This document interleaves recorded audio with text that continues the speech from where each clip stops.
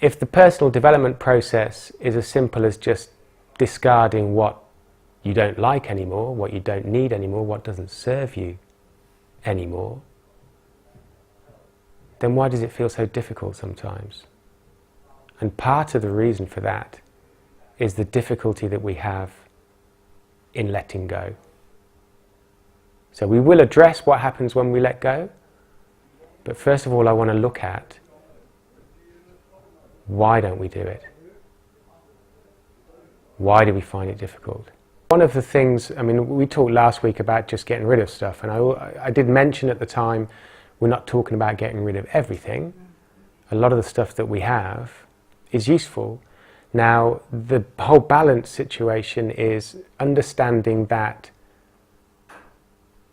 something that you think doesn't serve you can still have its place in your life. And whenever I talk about this, I talk about being a perfectionist. So it drives me crazy being a perfectionist. Because, and the example I always use is buttering toast. Whenever I find myself buttering toast, whether it's for me or somebody else, the perfectionist side of me says butter in all of the corners, evenly spread. And there's another part of me that said it's a piece of toast, this doesn't matter. But then the pride, I don't know what it is, takes over, and I still find myself doing it when there's absolutely no need to do it. Now, there are certain occasions where being a perfectionist is ideal. So there's no point throwing out the baby with the bathwater here. It's understanding, okay, there's this part of me that exists. It's useful in certain situations, but it's not useful in others. And it's being aware of when to use it and when to let it go, essentially. Yes, yeah. That's a really good point about allowing the space for new stuff to come in. It's really nice. Yeah. And it's, we'll see a bit later on that one of the restrictions about letting go is that fear of what's on the other side of letting go. The longer you've held on to something, the more difficult it is to let go because you fear not having it anymore. Yeah, I mean, like we talked about last week, we don't really like change. We like things to stay the way they are, and letting go of something is a change, whether it's a minor one or a major one. It's still a change, and we don't know what's going to happen on the other side. I had, at the end of my training, this is quite a good example, because after 4 years intense training, I felt like it was time to go. But there was a part of me that thought, how am I going to survive without this environment? I'd been in such a close, tight-knit, supportive environment. There was a part of me that thought, I'm not going to be able to survive outside of this. How am I going to do it? And it was Christmas time, and I went to a friend's place for Christmas. And I had a great time. And I never once thought, how am I going to survive once I've left this environment? I just relaxed, I enjoyed myself, I was myself, and I had fun. And after that evening, I thought to myself, I can go. I'm fine. I will be fine. I can go, I can leave. But beforehand, I was genuinely racked with, I don't know whether I can do this or not. And there have been other situations in my life where I felt like I was doing what was right for me, but it still took some courage, it still took some belief or faith or trust in the whole thing to make that decisive step. So there's an element of trust in this as well. Trust that everything's going to be okay. At the end of the day, what drives us over the line is our belief that this is the right decision. And very often, that's all we've got to go on. We've got no evidence, we can't see into the future, we can't know as much as we'd like to, we can't know what's going to happen when we let go of whatever it is. But if we go inside ourselves and listen closely, we have all the answers. Even if it takes some time to reach a decision, once you've reached that decision, it's a lot easier to trust yourself, to trust the process, to have faith that everything's going to work out okay. And if it doesn't, you learn something.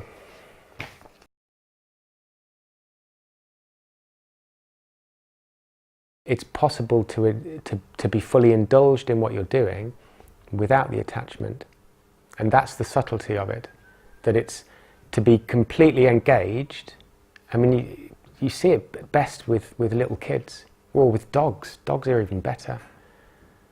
Because once the fun's over, they don't sit and cry all night because they want to chase a ball still. And that's the point of all of this, is don't live in the past. Don't live in the future. Absolutely. Because when you're with that work, when you're with that, whatever it is, person, be with them fully. Just be with them completely. Be with them as fully as you possibly can in every single moment. And it was one of the lessons that I learned as well, is in the good times it's very easy, or it's easy for me to think, oh, this is, come the end of the evening or the end of the weekend, this is going to be over. That makes me feel sad. And yet I'm still in the weekend, I'm still in the activity. And I'm looking at my sadness on Sunday night. No, don't do that. Be here completely, all the way to the end. And then it makes that a lot easier to deal with, because you've got everything out of it. You weren't... I remember spending time with somebody special at a point when I didn't see them very often, but it felt like I was going to see them often. So this one particular afternoon, I had coffee with them, and it felt like I was going to see them again in the week. And then I left and realised I probably wouldn't see them again for another 6 months or 3 months or whatever.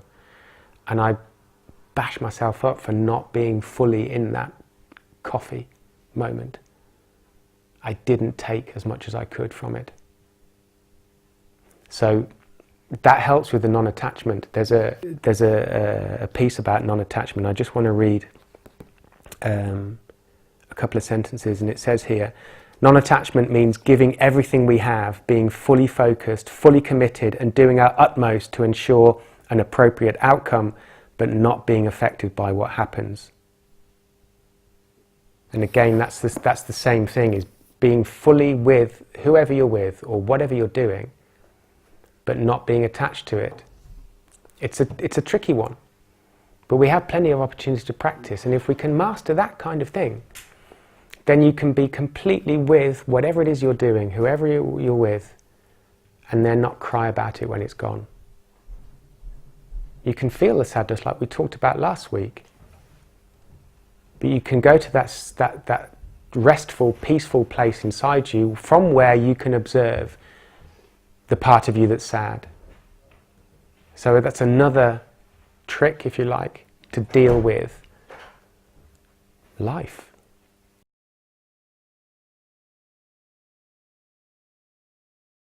A lot of my work is working with people to achieve whatever it is they want to achieve, whether it's in their personal development or something specific in their work or their private life. And sometimes they will say, I don't know. But then it's my job to help them uncover what's inside anyway. It's already there. They do actually know what it is that they want to do. They may not know the specifics, but certainly they have a general idea of what it is, if not the specifics. But the problem is, it's just being covered up with a whole load of voices that says, oh no, you should get a proper job, or you can't do that because you're too young, or you're too old, or you don't have enough money, or you've got responsibilities. All of those voices help us to cover up our dreams.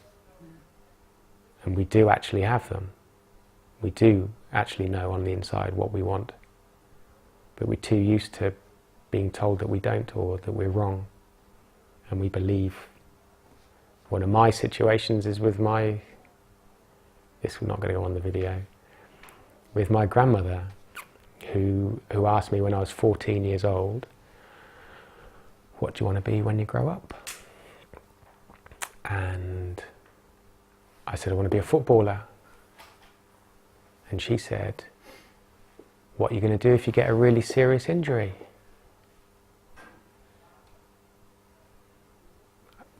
I didn't have an answer to that. I didn't have the emotional maturity at 14 to respond in a decent way. And I didn't have an answer to that because I was dreaming. If you're dreaming, you don't bring in too much reality into the whole thing. And again, it's a generational thing. This was, 30 years ago. I'd expect grandmothers these days, when somebody says, I want to be a footballer, to say, well, who do you want to play for? Do you want to play in the cup final? Blah, blah, blah. And get me to talk about my dreams. We'll worry about the injury when it happens. Of course it did happen, she was right. Doesn't make it a happy ending though, does it? Which brings us back to letting go, because we don't live in a perfect world, so there's a whole load of stuff that we've picked up along the way, which, like we discussed last week, we don't realise we have some of the time. But when we start to do an inventory of who we are, we start to see that actually there are things that we're carrying, but they belong to other people. They're words that have been given to us at an early stage by usually family members or teachers or influential figures. And if we could have those words and phrases and pieces of advice be all positive, then great. But it's not the case. So it comes to the point where we have to start letting things go.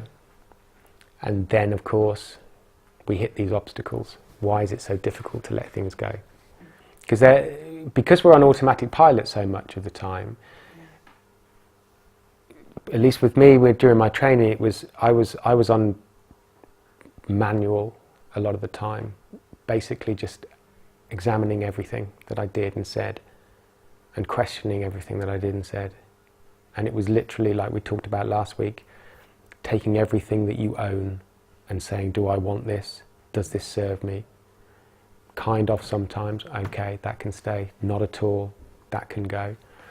And it can be quite an exhausting process sometimes, but you only really have to do it once properly, and then just make sure that you keep things clean. Like you say to your kids when they need to tidy their bedrooms, do it properly and then keep it clean.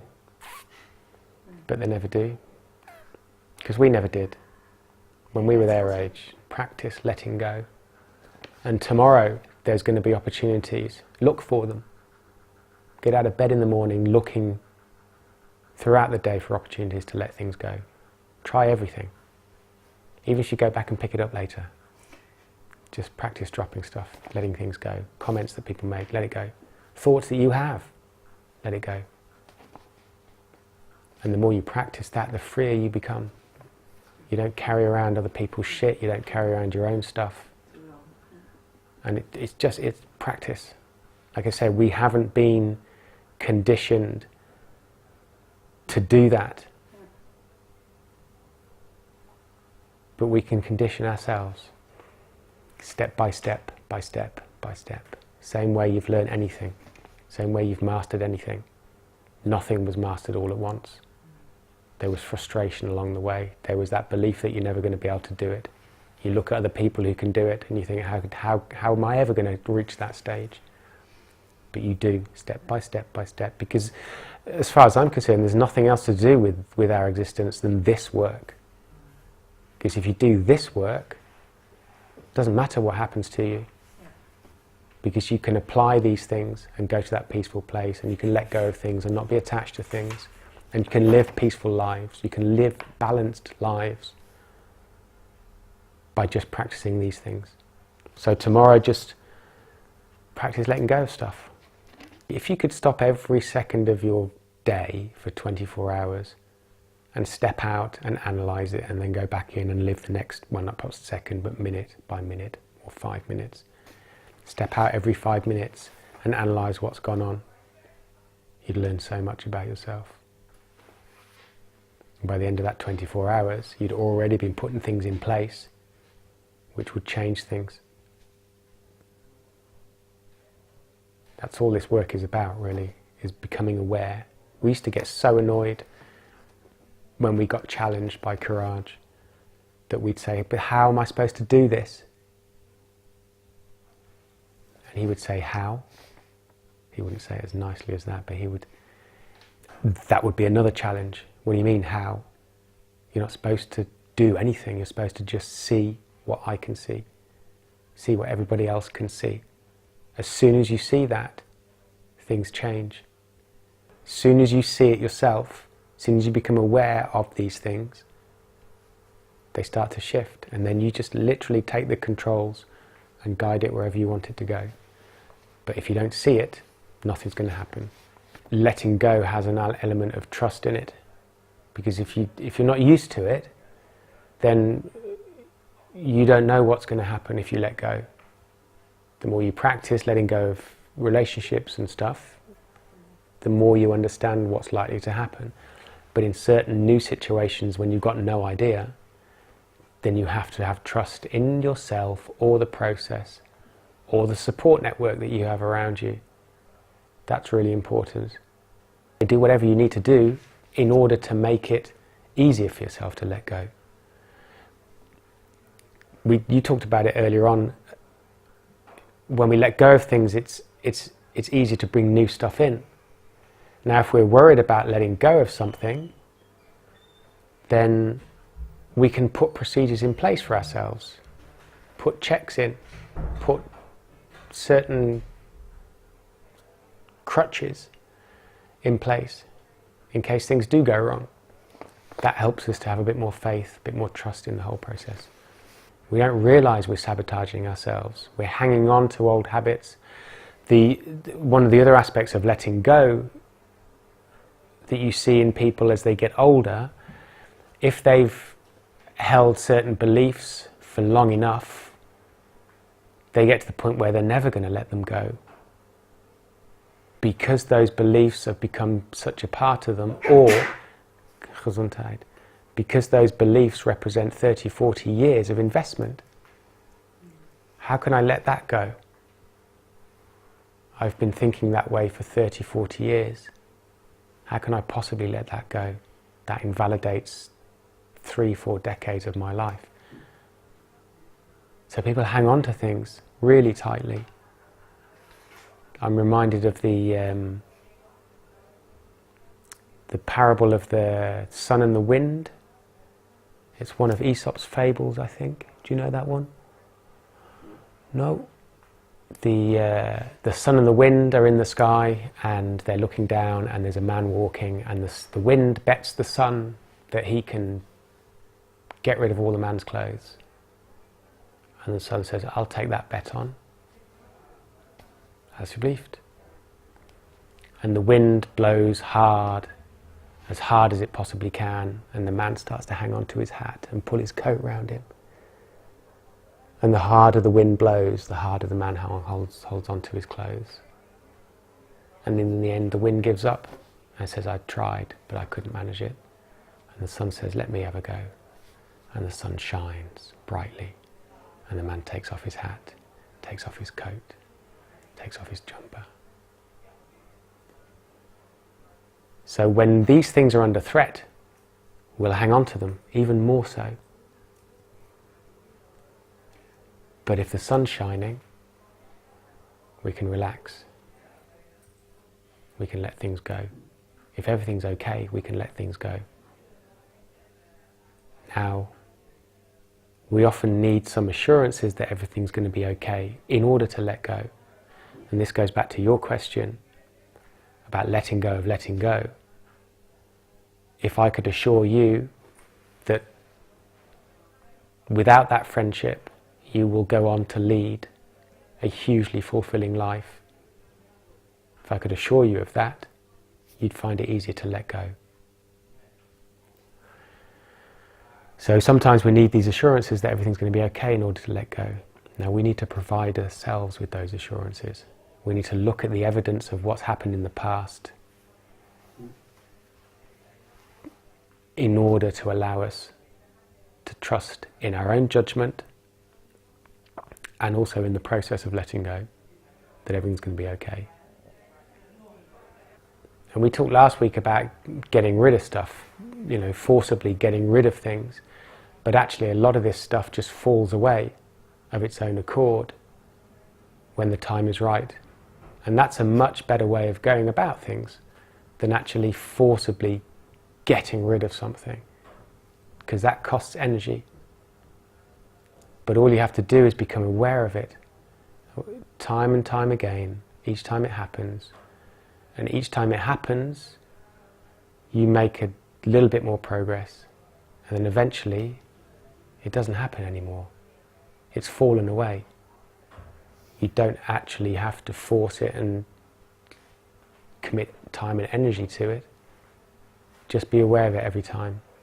The more aware you become, the earlier you catch it, and then eventually you'll notice that after the fact, that was supposed to happen. That always happens, but it didn't happen this time around, and it's gone.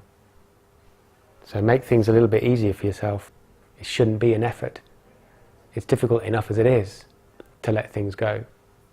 Don't force things. You don't need to. Just become aware. Give yourself time to do these things. And practice. The more you practice, the less time you need.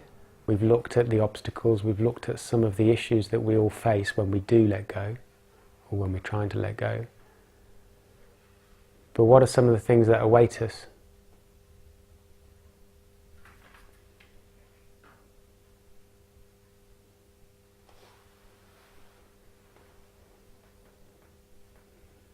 We've mentioned the relief, the freedom, the space for new things.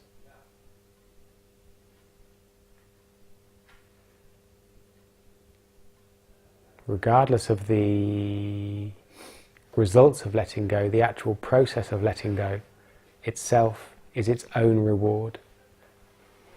Especially when you consider some of the obstacles that we've discussed, how difficult it can be sometimes to do that. If you do manage to do it, that in itself is an achievement, regardless of what comes afterwards.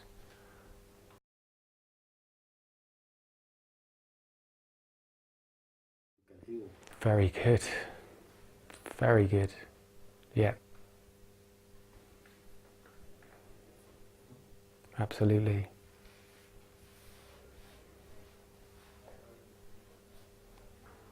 And we tell ourselves we can handle stuff as well. I can handle this. I can deal with this. I can carry this. I'm strong. Sure. But what if you don't need to carry it? What if it's okay to let it go?